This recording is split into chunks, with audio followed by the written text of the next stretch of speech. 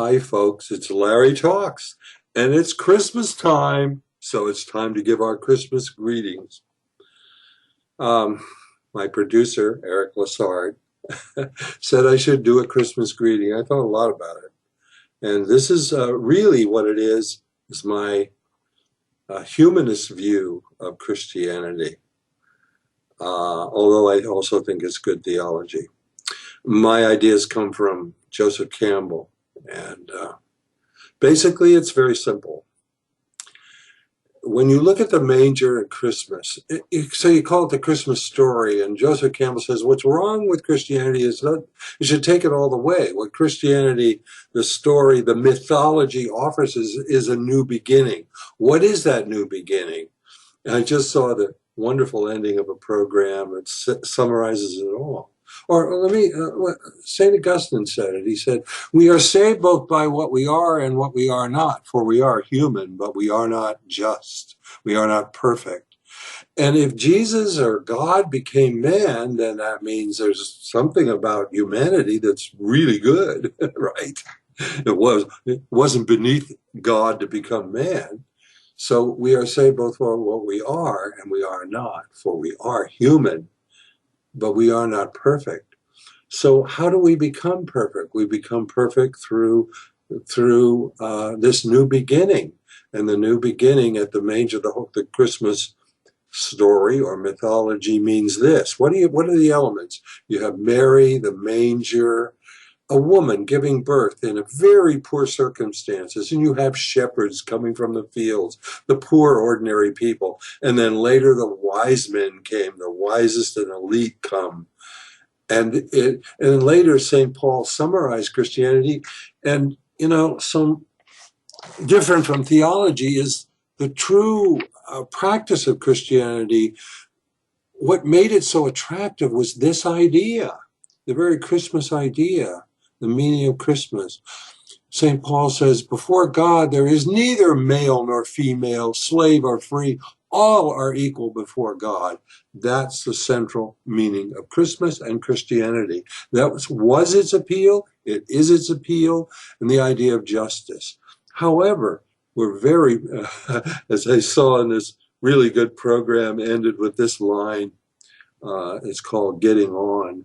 And these two people, this woman's giving another woman an organ, and they're being wheeled into surgery. And this woman, who in the series is a real bitch, she says to the other woman, she says, well, we cannot have justice in this life, but we can have mercy.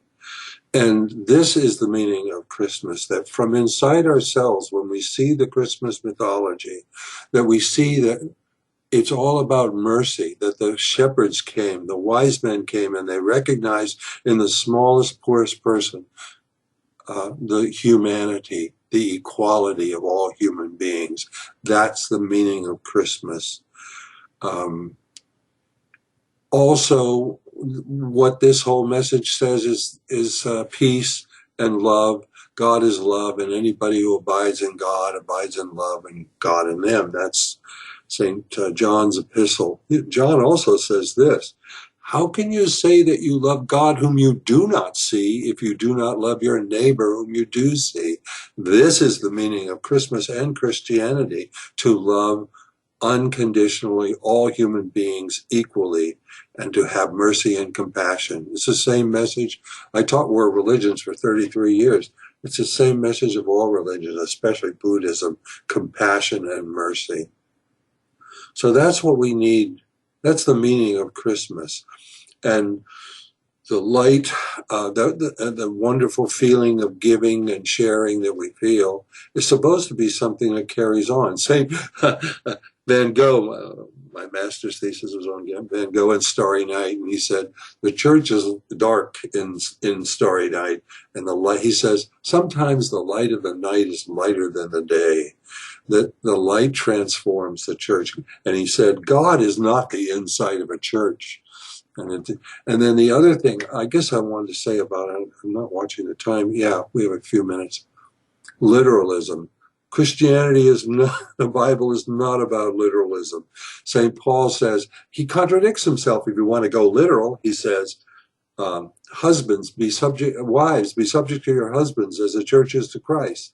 So women are inferior. And then in another place he says, before God, there is neither male nor female, slave or free. All are equal before God. Now, what's the literal truth?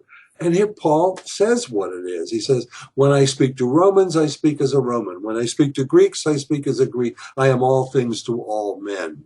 So he gave all points of view. This is hardly literalism.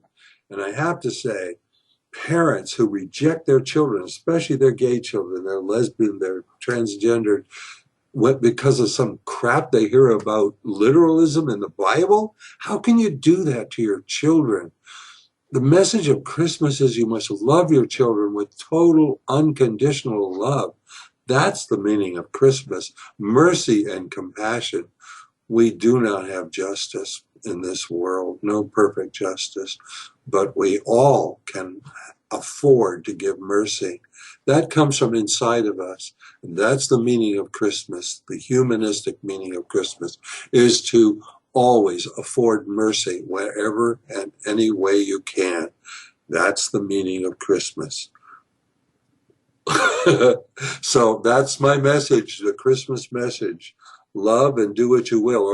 Or as Luther said, have faith and sin bravely. What he meant by that was, you can't live perfectly. We all have faults. But the light inside is the true light that enlightens every man that comes into the world. This is the light of faith. This is the light of transformation of everything in the world into love and compassion and mercy. That is the meaning of Christmas. That is the essence of Christianity. Next time I'm going to talk about Islam and how that applies to Islam too. Ooh. So, Merry Christmas. Christmas greetings from Larry Talks. See you again.